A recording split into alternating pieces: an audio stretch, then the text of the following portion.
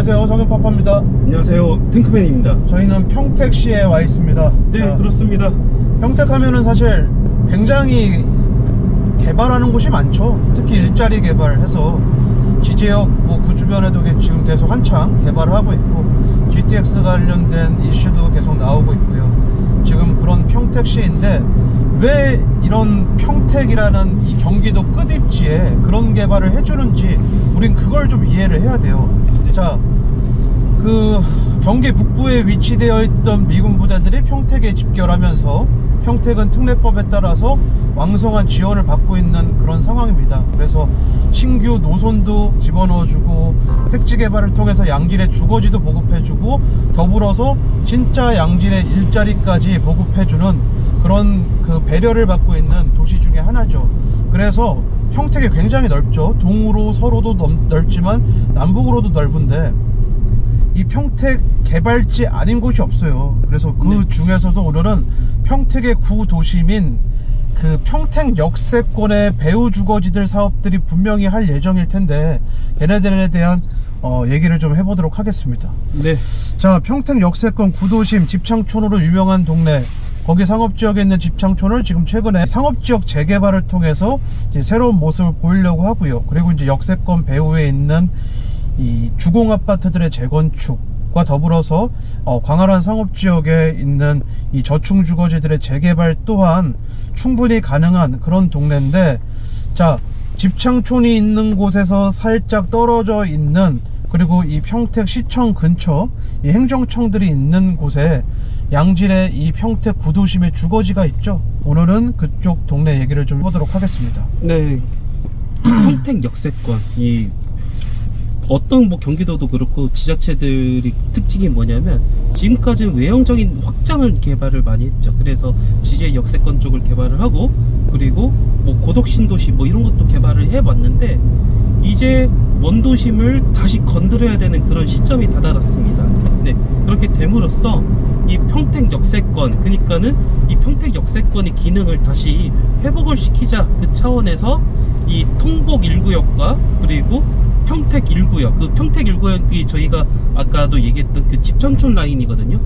거기 주거 환경을 이렇게 정비하고, 그 다음에 그 평택 그 시청 근처가 1차적으로 택지 개발 사업을 하면서 아파트 단지로 이렇게 형성됐는데, 그 아파트 단지들이 이제 점점 노후화가 되고 있어요. 마치 그 경기도 1기 신도시 노후화가 되는 것처럼 노후화가 되고 있는데, 그런 아파트들도 현재는 그 도시 주거환경 정비 기본계획에서 재건축 예정 아파트로서 리스트는 없지만 향후 추가될 가능성이 매우 높고, 그리고 시세도 잘 받쳐질 것으로 예상되기 때문에, 게다가 그 실제로 현장을 가보면은 재건축에 대한 열망이 서서히 지금 강해가고 있습니다. 네, 그래서 맞습니다. 겸사겸사해서 이렇게 좀 인정을 가는 것이죠. 자, 그 평택 외곽 쪽으로 지금 평택이 자랑하는 신축 아파트들이 이제 있고, 네. 그 주변으로는 이제 구축 아파트들이 섞여 있죠.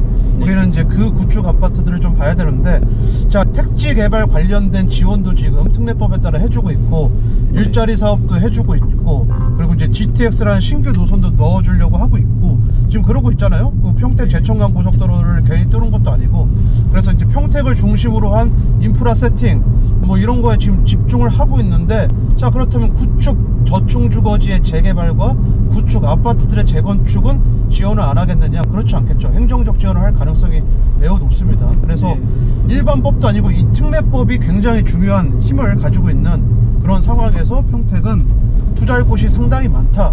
그런데 이제 실거주 겸 투자처로서 염두하는 그리고 이제 그 투자금이 그렇게 많지 않은 이 사회 촌영생들이 투자하기에는 제가 볼 때는 이 평택이라는 이 특례법의 도시, 이 안정장치가 하나 있기 때문에 이 비전 현대아파트 재건축 사업성 또한 아주 양호한 그런 해당 매물이기도 해서 지금 단지 내에 들어봤습니다. 네, 그렇습니다.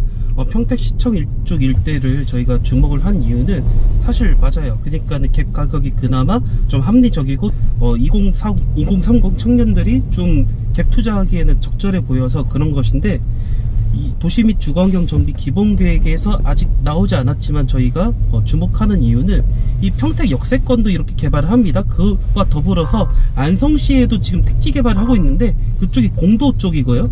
그 공도 쪽에 또 대표적으로 안성에 있는 그 스타필드가 대표적으로 이 공도 개발이 상징이죠. 그렇게 되는데 이 평택시청이 그 평택시청 일대 그 비전 현대 아파트가 있는 그 아파트 일대가 바로 어디냐면은 평택 역세권과 공도읍 사이에 딱 정확히 위치하고 있어요.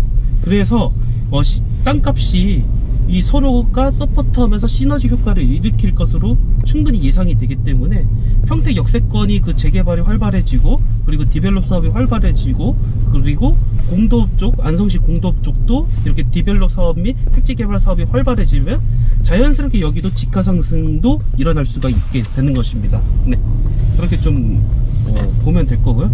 도시가 네. 상당히 좀 깔끔하게 정비돼 있죠. 네, 그 옛날 한번 네. 개발을 해서 깔끔한 아파트 단지로 만들었던 그런 택지 개발 사업지 이 주변이 많아요. 많고 자, 지금 여러 구축 아파트들이 있지만 유독 비전 현대를 뽑은 이유는 처음에도 말씀드렸지만 그나마 사업성이 가장 좋더라. 네. 그래서 제가 볼 때는 행정적 지원을 받는 도시이기 때문에 초반에 현수막에 따른 초반 단계적 상승은 아주 잘 일어날 가능성이 높습니다. 조금 전에 촬영 관련해서 안성을 갔다 왔는데 거기 금산주공이라는 매물이 있죠. 걔가 지난 2년 동안 평당가가 2배가 올랐어요. 네. 재건축 안전진단 관련된 이슈 덕분에. 자, 네. 그런 초반 이슈 그 정도만 먹는다고 생각한다면 제가 볼 때는 투자금 대비 2배 벌기는 그렇게 어렵지 않다. 예. 근데 이제 금산주공 같은 경우를 8월 멤버십 때 추천하지 않은 이유는 다른 게 아닙니다. 걔가 가격 대비 비효율적인 투자처여서 추천을 안 드렸던 거죠. 예. 네. 그래서 옆 동네에 그런 사례가 있기 때문에 이 비전 현대도 충분히 가능하다. 우리가 초반에 돈 벌기에는 상당히 좋다. 네. 그걸 좀 말씀드리고 싶었어요. 네, 그렇습니다. 비전 현대를 대표적으로 저희가 이렇게 콕 집긴 했지만은 뭐 시대코아 아파트 뭐 이런 것도 있고요. 그래서 한번 그 용적률과 그리고 대지지분 뭐 이런 것도 좀 확인해보고 용도 지역이 뭔지도 한번 체크를 같이 한번 해보세요. 뭐 그런 것도 한번 체크를 해보시면은 뭐 괜찮은 아파트 좀 고를 수도 있을 것 같고요. 어쨌거나 정리를 하자면은 평택 역세권을 저희가 주목을 하는 이유, 뭐 주변에 뭐 재개발이라든지 디벨롭 사업이 활발한데 왜 평택시가 거기를 왜 건들려고 하느냐?